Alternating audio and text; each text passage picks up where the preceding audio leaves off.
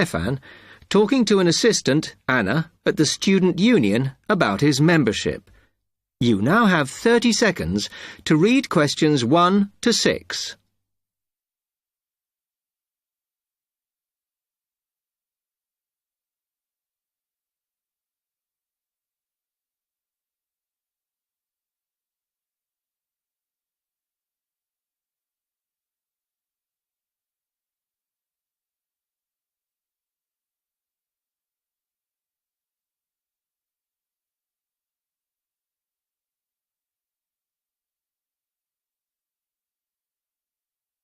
Hi, can I help you? Yeah, I hope so. This is the first time I've been down to the union. I'm a new international student, and I just wondered what to do. Oh, right. Well, normally we ask international students to fill out this form, and we put your details on the wall by reception. Then other students can contact you. It's a way for everybody to get to know each other. It can be a bit lonely otherwise. Oh, I see. What's your name? I'm Anna, by the way. It's Stefan Unger. OK, well, just write that there, next to name, and then fill in the rest. Right. What does it mean, degree program? Oh, just if you are an undergraduate or a postgraduate. Or maybe you're just here for a short course? I'm a postgraduate. Do I need to say what in? Not really. It's too much detail. But you should put your department, so people who have the same interests or problems as you can get in touch. So I'm studying marine construction, so for department, do I put down the science faculty then? Just your actual department. That must be engineering, no? Oh, I see, yes. Then if you list what you like doing in your free time, not that we ever get any when we're studying, and maybe you can meet up with someone socially, or to join a club or something. Well, I like lots of things. Shall I just list them? My advice is to just put 1 or 2, like football and films or whatever. Otherwise you'll get so many invitations you won't get any time to work. OK.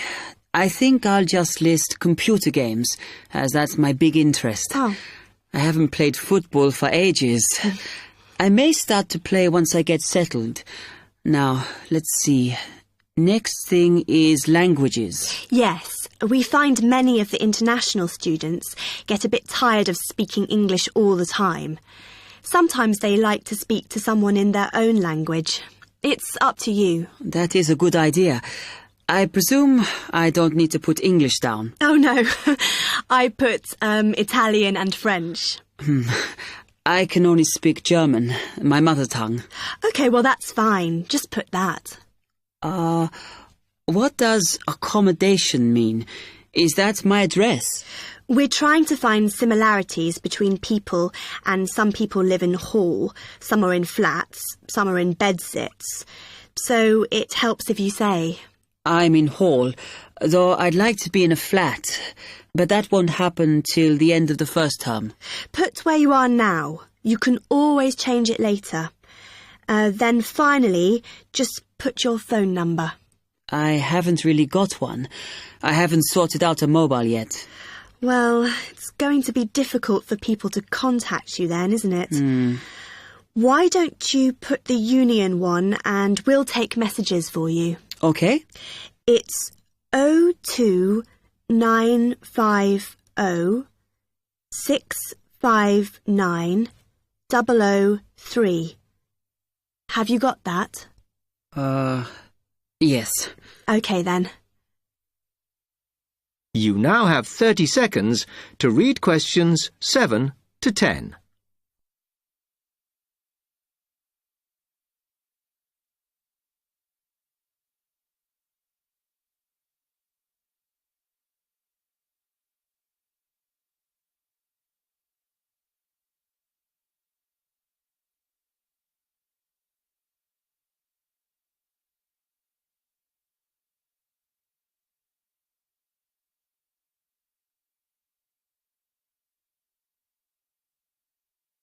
Oh, I had a couple more questions about the services you've got here. It says there's a photocopier here. Yes, you need to get a card from the shop, and then it's available to all students in the mornings. The union uses it after 1 p.m. Okay. I see also the union organizes loads of events. Are they always held here in the union building? It looks big enough. If you're interested in something, you should check the poster or our website. In fact, we normally use the Round Theatre, opposite the conference centre for most events, because the sound system is better. Right. I'll do that. Also, I wanted to hire a van. Can I do that through you? No. You need to present a case, really. They're not just available for hire to anyone. The president said we have to limit who is allowed to hire them. The person you need to see is the transport secretary. She's on the 2nd floor. Okay, thanks. The other thing is, are all the discounts we get with our union card listed on the back of the card? I thought there might be more. No, that's it, I'm afraid. Mainly books, clothes and music. Though we are currently negotiating to get one on newspapers, so that should be valid from next term. Okay, thanks a lot for your help.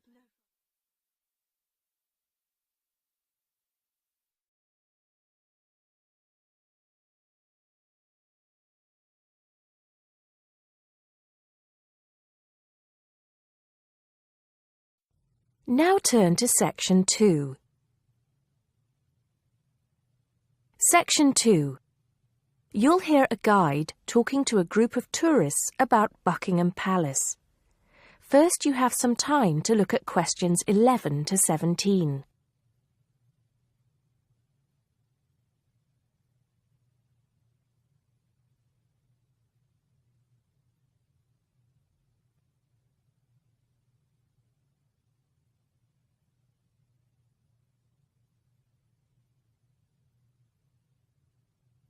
Now listen carefully and answer questions 11 to 17.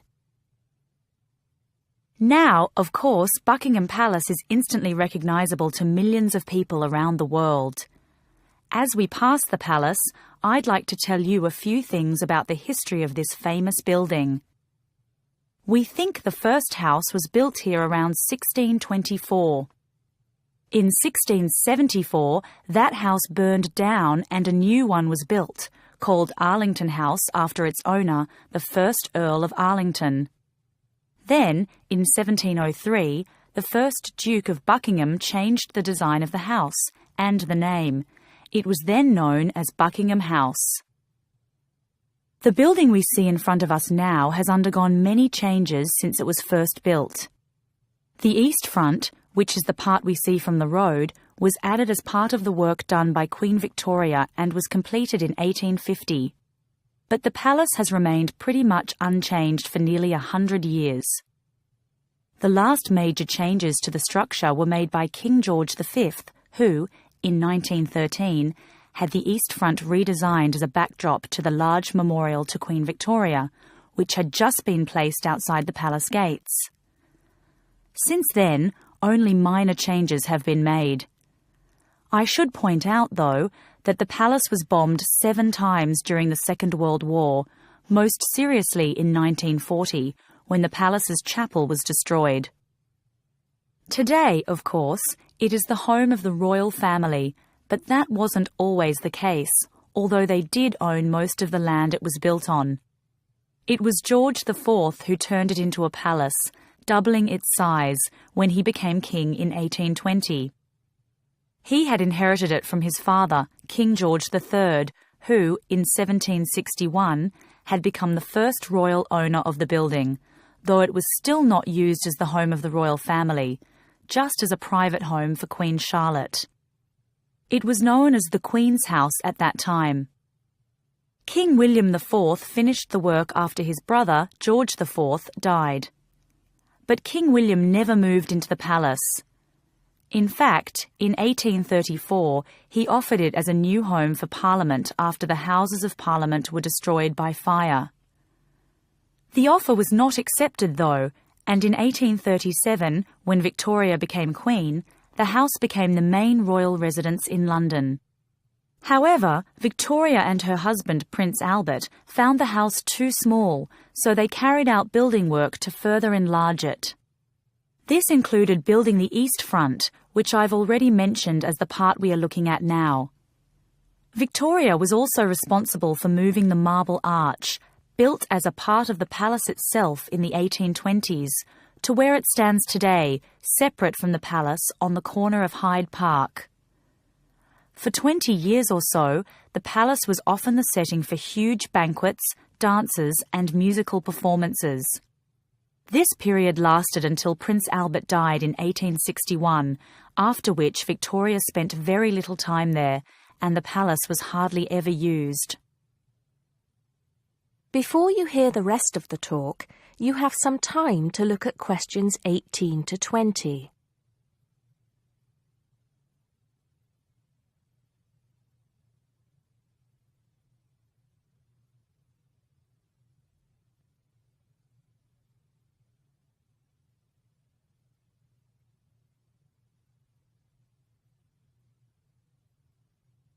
Now listen and answer questions 18 to 20.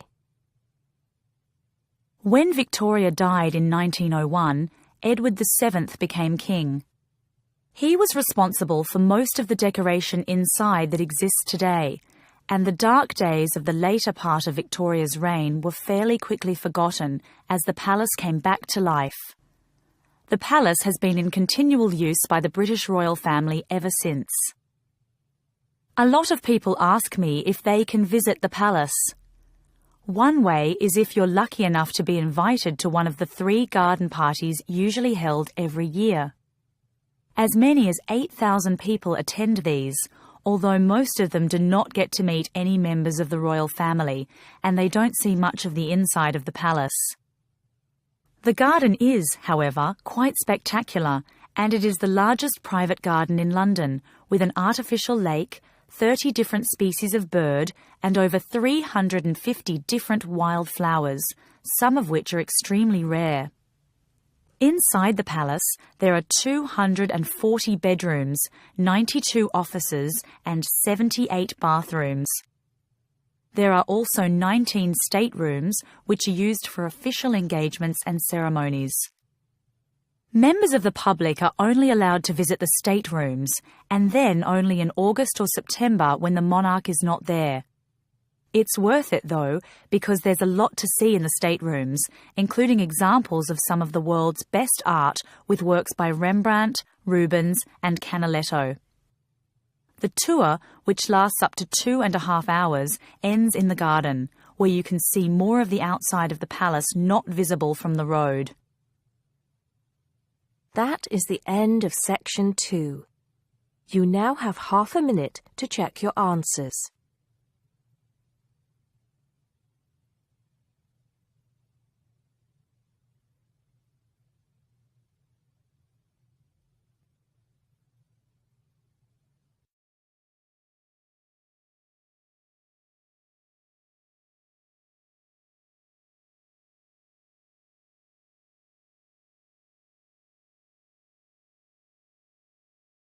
Now turn to Section 3. Section 3. You will hear a conversation between a student and her professor talking about a summer course. First, you have some time to look at questions 21 to 24.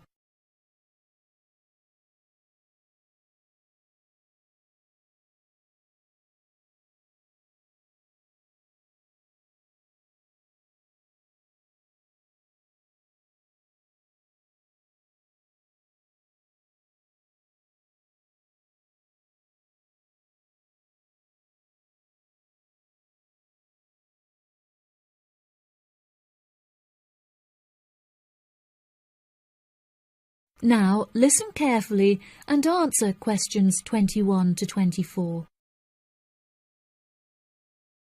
Hello, Mr. Thompson. May I speak to you for a minute? Of course. Please come in. I'm Alexandra Jones.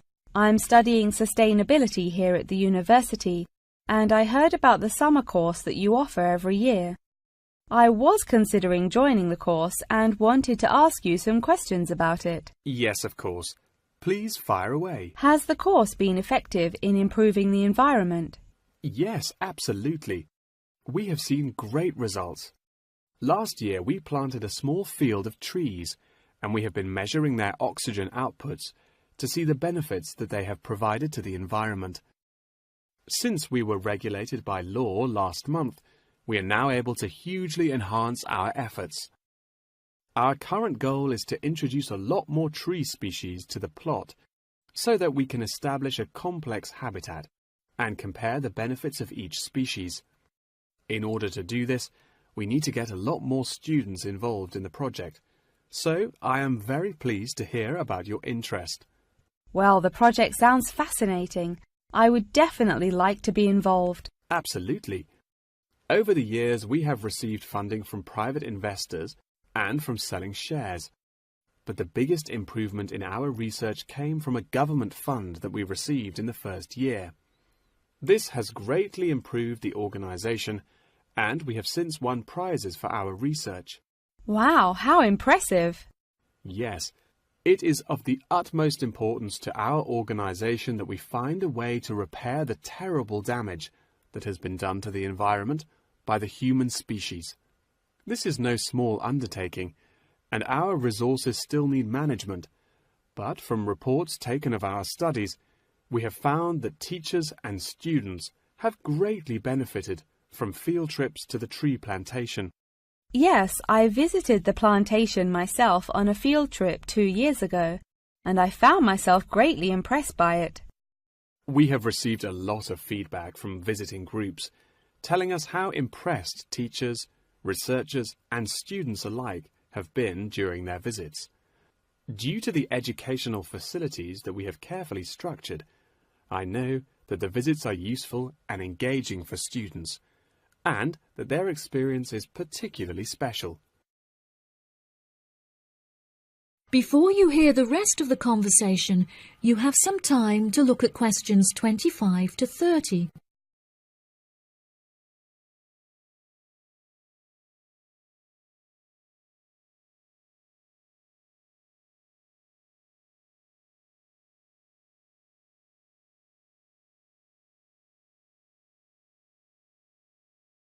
Now listen and answer questions 25 to 30. So, what is the particular focus of the organisation and the reports that it provides? I am personally very interested in soil erosion, so I knew that I definitely wanted to focus some of the report on this area. Before I set up the organisation, I looked up information on what areas were currently being researched, and I found that there were already studies into air pollution and water pollution. I obviously wanted to find a unique area to research, and so these were no good. I was tempted to look into the background of overgrazing, but the impacts of forest exploitation are far more devastating, and very little research has been carried out on this subject. So I decided that this should also form some focus for the report. Yes, that makes sense. What have you found to be the greatest benefits of the activities carried out by the organisation? I have found that the greatest benefits are not the ones that anyone can learn from a book, like how to collect data, but more importantly are life lessons that one can gain only from experience. Students who have partaken in the summer course have massively enhanced their confidence, which will prove invaluable for the rest of their lifetime. The people who partake in the summer course already know the importance of environmental protection, so it is not important that we spend time teaching them this. Students instead benefit from learning the importance of punctuality, as each day they have to wake up early to make sure that they are not late for their practical experience sessions. If I decide to attend the summer course, what will I be doing for the rest of the time when no activities are going on? Well, we unfortunately don't yet have a library on site, so you would be unable to read reference books, although you are obviously welcome to bring some books of your own with you. We offer a range of fun hobbies, such as games and painting, for students to participate in outside of their classes. So you could participate in one of these activities. We do not offer tutorials outside of the scheduled classes. However, you are free to interview teachers and ask them any questions you may have about the research. Well, the course sounds fantastic. I would definitely like to participate during the summer. Thank you so much for your help. No problem at all. Here is a form with all of the details. I look forward to seeing you there. That is the end of section 3. You now have half a minute to check your answers.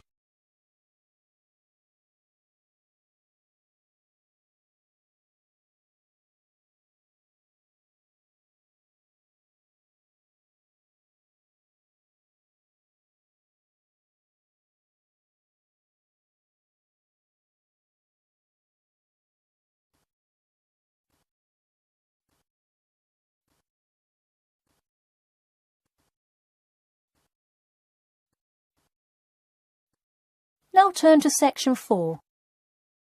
Section 4. You will hear a talk about amber, the formation of amber and its applications in different fields. First, you have some time to look at questions 31 to 40.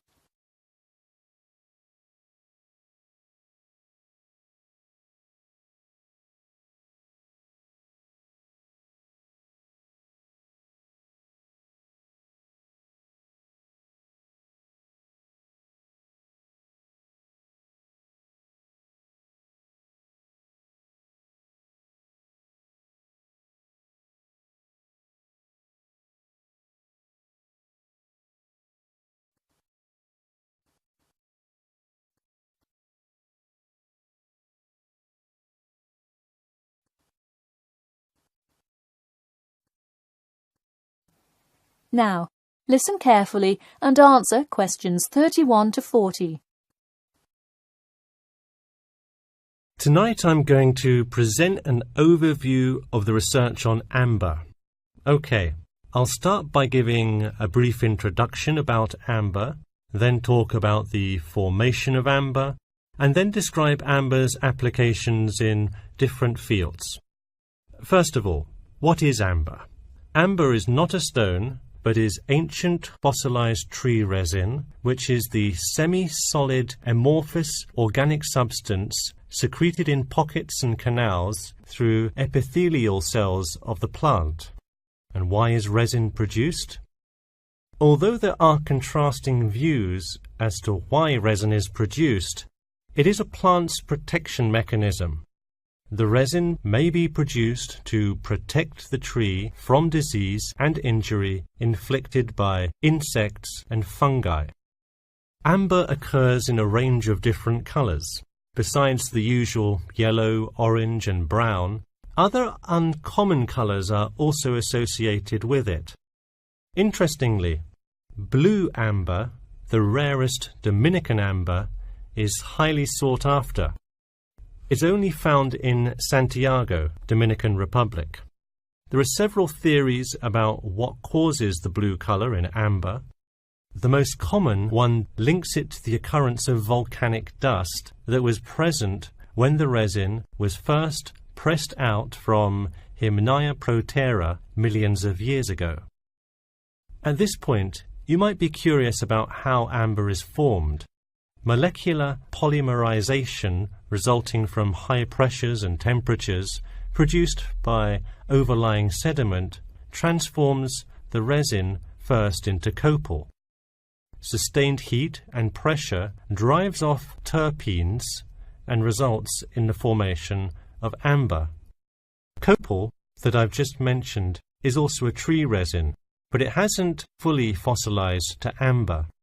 More generally, the term copal describes resinous substances in an intermediate stage of polymerization and hardening between gummier resins and amber.